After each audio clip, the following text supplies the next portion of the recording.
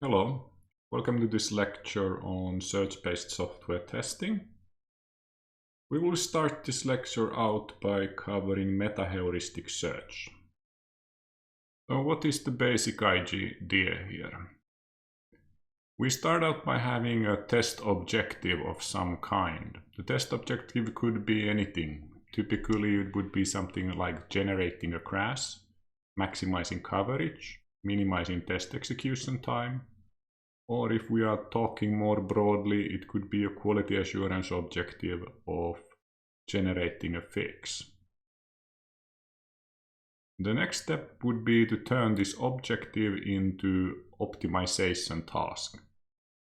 Then what is followed is that meta-heuristic search is used to find a near optimal solution. These meta-heuristic searches do not guarantee optimal solutions, but they guarantee solutions that are, let's say, good enough. Techniques which could be categorized as meta-heuristic algorithms would range from simple local search to very complex learning processes. These algorithms are approximate and they are non-deterministic. So if you rerun the algorithm, you cannot, or you will often not get the same result. You would get a different result, but that result would also be sort of near optimum. So you might even want to try this run on several times as well. The meta-heuristic searches can be applied to many different domains, so they are in no way software or software testing or software engineering specific. We have two essential building blocks here. We have some type of search algorithm that tries to come up with better and better solutions as it goes around. So for example, a random search would be a very, very simple search algorithm. And another essential is that we have to have a measure to evaluate the goodness of the search result. So we need some metric to know how well are we doing. And we use this metric information to improve on the performance of the search. Often terms like fitness function, reward function, profit function, utility function are used to describe this measure or the function that produces the measure that we are using. If the function is minimized, then terms like cost function or loss function could be used as well. Let's look at some fitness functions for testing or some measures of quality that we might want to optimize for. So we have the previously mentioned test objectives: generate crash, maximize coverage, and minimize test execution time. We start out by looking at the minimize test execution time. This is very straightforward. We simply take the duration of the test execution and record that as the measure of how well are we doing in improving our testing. Okay, so what might be the situation where you would like to improve the test execution time? Well, let's assume that if you have a large body of regression tests that take, for example, 2 hours to run, and you are running them on some type of Docker container. But then you realize that they might run faster if you configure your Docker containers a bit differently. And at the same time you realize, well, there is quite many options on how to set up my Docker containers. How much virtual memory to provide, what type of hardware to use in the bottom, and so on. So let's also assume that you can sort of change these different configurations as you go. So then you would set the target on minimizing the text execution time, and you would run a search on the different configurations of the Docker environment, for example. And then you could let it run overnight, and maybe in the next morning you figure out, okay, with this configuration we can make all the regression tests run in 30 minutes instead of 2 hours. Another typical fitness function or a measure of fitness would be maximizing coverage in software testing. And there is quite many existing coverage measures. We could simply measure the lines of code that have been executed by the different tests. And this would be a straightforward way of producing a fitness function as well. But the next one, the generating a crash, which could be a good target for software testing as well, is a bit more trickier because it's a sort of a binary. The system either crashes or it doesn't. So in that case, you'd need to figure out how close are we crashing the system. And you would need some type of a measure where you would know, how close are you in crashing it. And there it would be good to think on how does the system look just before it crashes. And typical responses would be, well, before it crashes, it gets slower, it's non-responsive, it has high CPU, memory, disk use. There might be many error messages in the log files, and so on. So you would use these surrogate measures of crashing as a sort of the targets that you want to increase. And you would assume that if you just keep generating these sort of surrogate targets, so proxy targets, so proxy fitness functions, that then you would eventually make the system crash, and you would eventually make it, totally unresponsive, and then it would crash down. So here we have seen some examples on, in some cases it is very straightforward to figure how to set the fitness function. How do we get the measure of improvement, and in other cases it would require a bit more thinking. So now let's have a look at the real fitness function to illustrate this a bit further, rather than just having a measure. So let's just assume that we have a fitness function. And this is from a high school math assignment exam that is organized in Finland from the spring of 1993. The original task talked about ship, but to adjust it for this course, I have translated this to a data center. So there is the Finnish version, that's the original, and we will use the English version that I have translated and adapted for our example. So the assignment says that data centers' electricity cost per hour are proportional to the cube of the computing speed. The fixed costs are 12,000 per hour, and at the computational speed of 20 teraflops per hour, electricity costs are 1,500 per hour. The task is to find the speed that minimizes total costs for Bitcoin mining. And so the approach we are going to take here is that we model this as a math equation and then we just solve. So the mathematical solution finds the best solution and which is guaranteed. So we have the fixed cost for each time unit, it's 12,000. So that's clear. Also another way of expressing the cost that it is the cube of the computing speed. So with the computing speed we use the computing speed as v in here. So v to the third power is another way of expressing the cost. And using this information we have the following formula. So it is 1,500 per hour divided by the cost is equals to 20 to the cube divided by the cost, which is the velocity to the third. And from here we can solve the cost that is not fixed per hour, but rather changes per computing speed. So in the end we want to optimize for this equation over here. And so we just derivate and find that the optimal solution is 13.7 teraflops per hour. However, unfortunately for real-world software system, we just cannot use pure math. In most cases, it's too complex. Because we cannot formulate the function for minimizing test execution time, for example. So then we have to use a meta-heuristic search that find near optimal solution.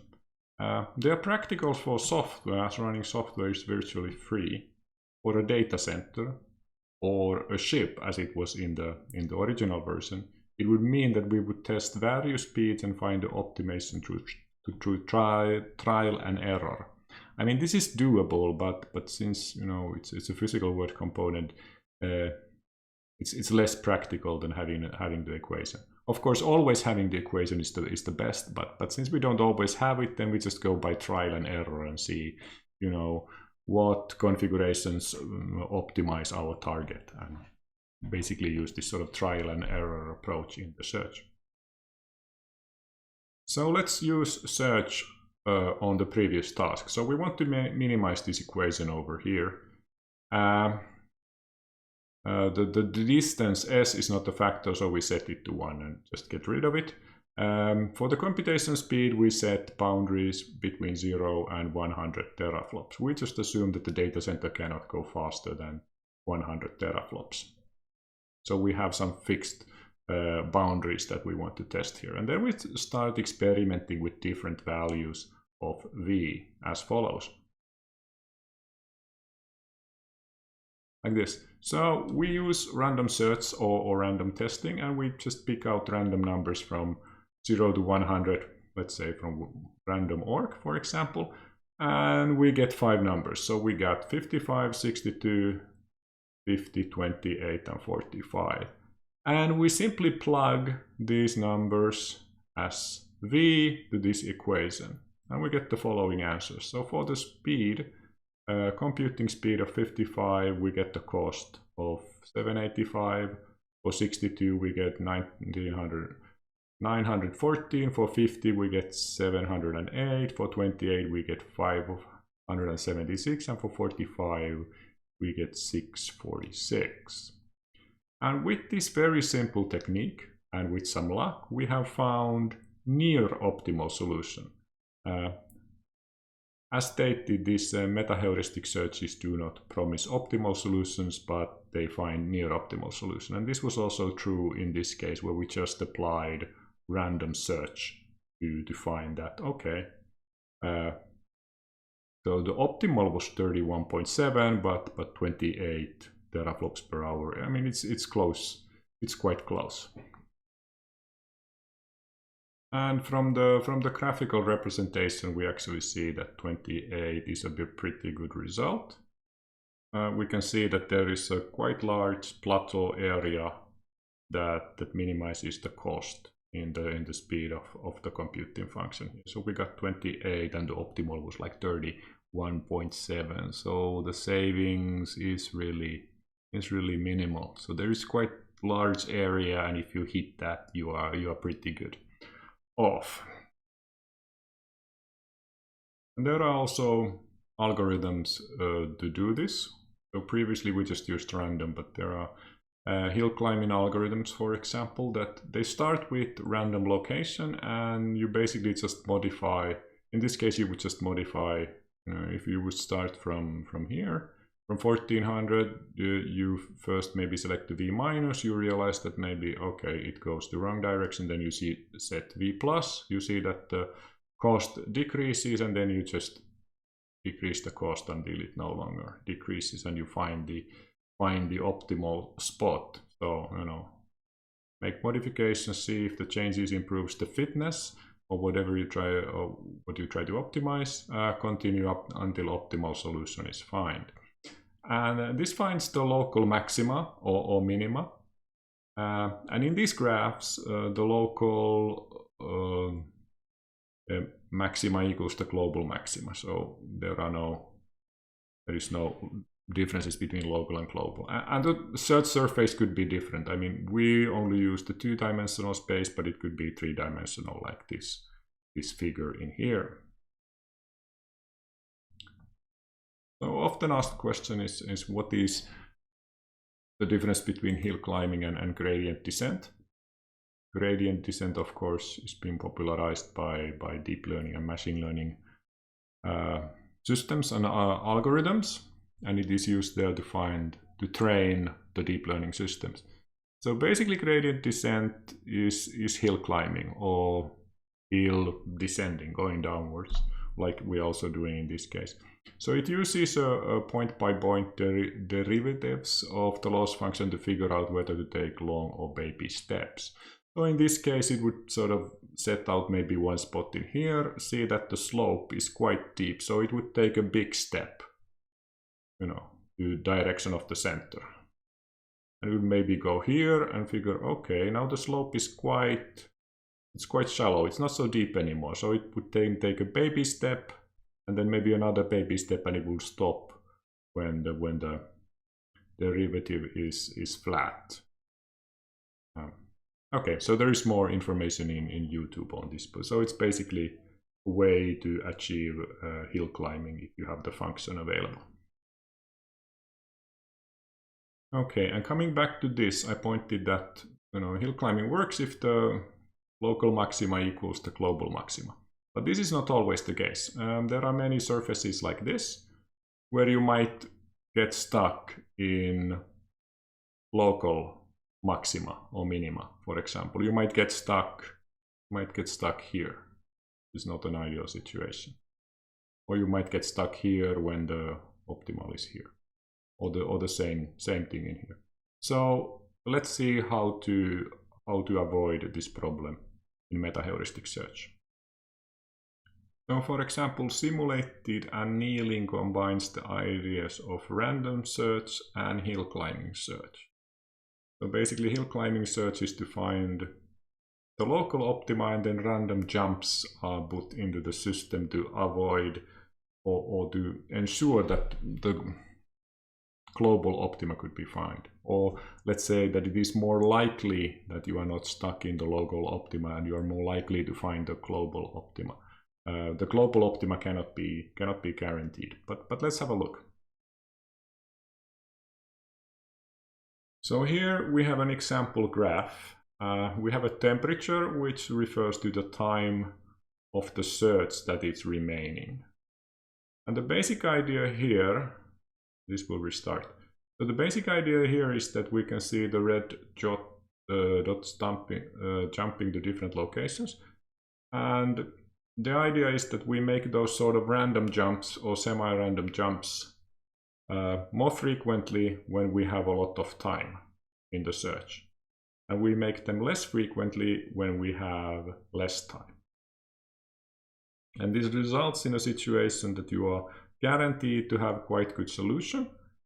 And you also have some chance of escaping the local minima since you take these random jumps. And this is always proportional to the time that is remaining. And the time here is simply referred to the temperature as temperature for some historical reasons. So how does this thing then work that we just saw the simulation? So basically it picks a random location and it sets the search time to t, often referred as temperature, but this is the search time. And while we have time, you generate new locations. When t is large, you basically generate at random. And as t decreases, you skew the generation towards new and the results of the new search to the current location. So you make the sort of close search when you have less time. And you move to new location if it's better than the current location always. But you also sometimes go to the new locations when it's worse than the current location. I mean, this depends. It depends on the difference between the current and the new and how much time you have available. So you might take a jump. Let's say you are here and the new location is here. Then you might take a jump to here in some cases. And these cases would be, and the probability of making this jump would be higher if there is a lot of time.